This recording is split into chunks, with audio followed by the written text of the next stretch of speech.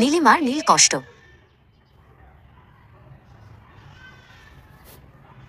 এই ঘরটা এখন বড্ড বড় লাগে। জানলার পাশে বসে যখন বাইরের বৃষ্টির শব্দ শুনি, তখন মনে হয় প্রতিটি ফোঁটা যেন আমার একাকিত্বকে আরো গাঢ় করে তুলছে।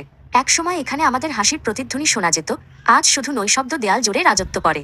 আমার বুক চিরে একটা দীর্ঘশ্বাস বেরিয়ে আসে, যা এই বদ্ধ বাতাসে মিলিয়ে যায় নিমিষেই। ঈশান, তুমি কি জানো তোমার গায়ের সেই বুনো পারফিউমের ঘ্রাণ এখনো এই বালিশে লেগে আছে?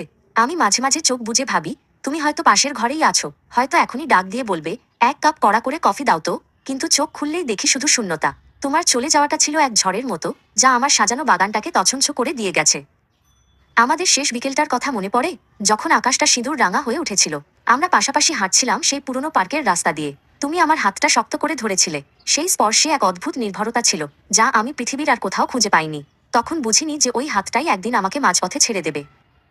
একাকিত্বের একটা নিজস্ব সুর আছে। গভীর রাতে যখন চারপাশ নিস্তব্ধ হয়ে যায়, তখন সেই সুরটা আমার কানে বাজে। এটা কোনো কান্নার শব্দ নয়, বরং এক ধরনের হাহাকার। আমার বিছানার অর্ধেকটা একদম ঠান্ডা হয়ে থাকে। আমি বারবার পাশ ফিরি, যেন তোমার অস্তিত্ব খুঁজে পাই। কিন্তু প্রতিটি পরশ আমাকে মনে করিয়ে দেয়, তুমি নেই। আমি যখন ভিড়ের মাঝে হাঁটি, তখনও নিজেকে খুব একা মনে হয়। হাজারো মানুষের মুখ, তাদের কোলাহল, সব যেন একটা ঝাপসা পর্দার ওপারে। আমি শুধু তোমাকেই খুঁজি। প্রতিটি অচেনা মানুষের হাসিতে, প্রতিটি পরিচিত গলার স্বরে আমি তোমার প্রতিধ্বনি পেতে চাই। কিন্তু প্রতিবারই আমি ব্যর্থ হয়ে ফিরে আসি আমার নিজের অন্ধকারে। সেই ক্যাফেটাতে আজও গিয়েছিলাম। আমাদের সেই নির্দিষ্ট টেবিলটা খালিই ছিল। আমি দুটো কফি অর্ডার করেছিলাম অভ্যাসবশত। ওয়েটার যখন জিজ্ঞেস করলো অন্যজন কোথায়, আমি কোনো উত্তর দিতে পারিনি। ধোঁয়া ওঠা কফির কাপের দিকে তাকিয়ে আমি শুধু আমাদের কাটানো মুহূর্তগুলোকে মনে করার চেষ্টা করছিলাম। ভালোবাসা কি তবে শুধু স্মৃতির ওপর বেঁচে থাকে? তোমার দেওয়া সেই শুকনো গোলাপটা আজও আমার ডায়েরির পাতায় বন্দী হয়ে আছে। রং চটে গেছে, পাপড়িগুলো ভঙ্গুর, ঠিক যেমন আমাদের সম্পর্কটা আজ। মাঝে মাঝে ওটা ছুঁয়ে দেখি। মনে হয় সময়টা যদি ওখানেই থমকে যেত। কেন মানুষ ভালোবাসে, যদি শেষ পর্যন্ত তাকে একা হয়ে যেতে হয়? এই প্রশ্নের উত্তর আমার জানা নেই। আয়নার সামনে দাঁড়ালে আজ নিজেকেই চিনতে পারি না। চোখের নিচের কালিগুলো যেন তোমার চলে যাওয়ার স্বাক্ষর বহন করছে।